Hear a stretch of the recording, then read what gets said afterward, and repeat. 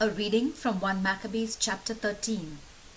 Simon learned that Trypho had assembled a large army and that he had plans to invade Judea and devastate it. He realized that this news had brought panic and fear to the people. So he went to Jerusalem, called the people together, and tried to encourage them by saying, "You know how much my father's family, my brothers and I have done for the sake of the law of Moses and the temple. You also know about the wars we have fought and the troubles we have had. All my brothers have been killed fighting for our law, our temple, and our nation. And I am the only one left. But never let it be said that I tried to save my own life in a time of danger. I do not consider myself better than my brothers, not in the least. It is true that in their hatred all the Gentile nations have gathered together to destroy us. But I will fight to defend my nation, the temple, and your loved ones." These words immediately revived the morale of the people, and they answered with a loud shout, "You are now our leader in place of your brothers Judas and Jonathan. Fight our wars, and we will do whatever you ask." So Simon gathered together all the soldiers and hurried to complete the walls of Jerusalem and to strengthen all its defenses. He sent Jonathan, son of Absalom, to Joppa with a large army. This Jonathan drove out the people who were there and occupied the town. Trypho left Ptolemais with a large army to invade Judea, taking Simon's brother Jonathan along with him as a prisoner. Simon set up camp at Adida at the edge of the plain. When Trypho learned that Simon had succeeded his brother Jonathan and that he was ready to meet him in battle, he sent this message to him: "I am holding your brother Jonathan under arrest because, while he was in office, he did not pay his debts to the royal treasury. However, I will release him if you will pay me 6,000 pounds of silver and send 2 of his sons as hostages to guarantee that he will not revolt against us when he is released." Although Simon knew that they were deceiving him, he sent for the money and the 2 sons because he did not want to arouse the hostility of the Jews. He was afraid that they might later say that Jonathan was put to death because Simon would not send the money and the boys. So he did as Trypho had demanded. But Trypho broke his promise and did not release Jonathan.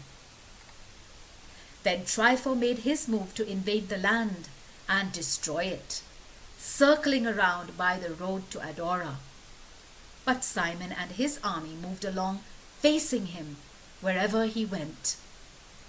The enemy soldiers in the fort in Jerusalem kept sending messengers to Trypho, urging him to come to them quickly by way of the desert and to send them supplies.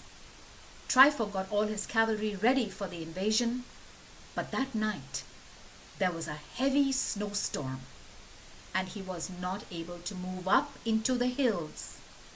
So he withdrew and went into Gilead. When he was near Bascama, he had Jonathan put to death and his body buried there. Then Trypho turned and went back to his own country. Simon had the body of his brother Jonathan brought to Modain to be buried in the town of their ancestors. Everyone in Israel was in deep sorrow at the loss of Jonathan, and they mourned for him a long time. Over the tomb of his father and his brothers, Simon built a high monument that could be seen from a great distance. It was covered front and back with polished stone.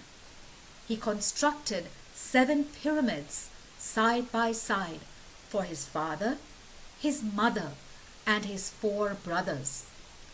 For the pyramids, he created a setting of tall columns on which there were carvings.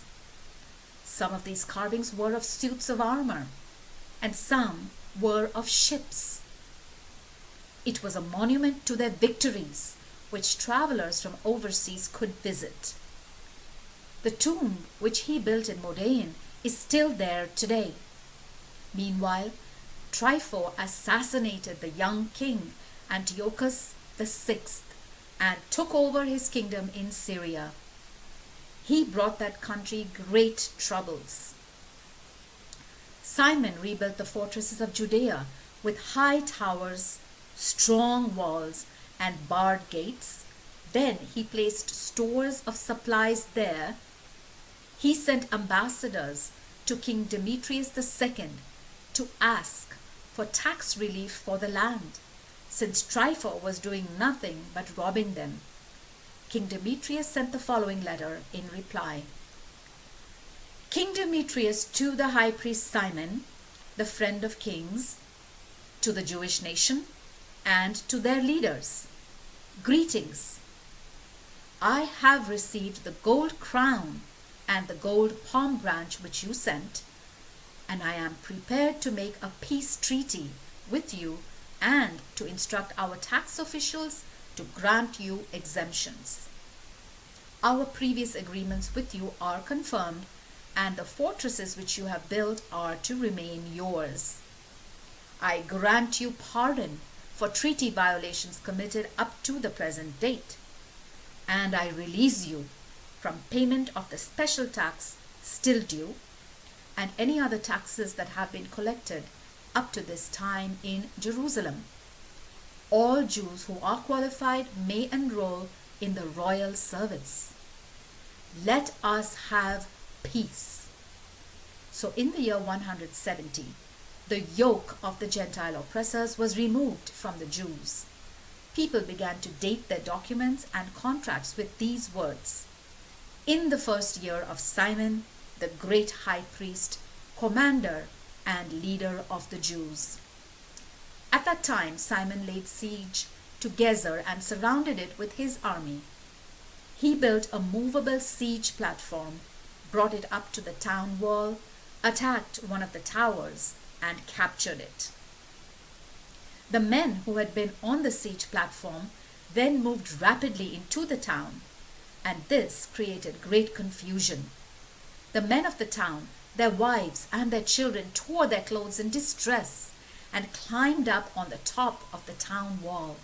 They pleaded loudly with Simon for a truce. Have mercy on us, they begged. Don't punish us as we deserve. So Simon came to terms with them and ended the fighting. He made the people leave the town. Then he purified the houses in which there had been idols. When that was done, he and his men entered the town, singing hymns and songs of praise. He eliminated everything that would make the town ritually unclean and settled it with people who would obey every command contained in the law of Moses. He strengthened the defenses of the town and built himself a palace there. Those in the fort in Jerusalem were now prevented from leaving to buy or sell anything. They were suffering from severe hunger, and many of them had died of starvation. Finally, they appealed to Simon for a truce. He agreed, removed them from the fort, and purified it. On the 23rd day of the second month, in the year 171, there was a great celebration in the city because this terrible threat to the security of Israel had come to an end. Simon and his men entered the fort singing hymns of praise and thanksgiving while carrying palm branches and playing harps, cymbals, and lyres. Simon issued a decree that the day should be joyfully celebrated every year. He strengthened the defenses of the temple hill on the side facing the fort, and he and his men made their headquarters there. Simon's son John was now a grown man. So Simon made him commander of the whole army, and John set up headquarters at Gezer. The word of the Lord.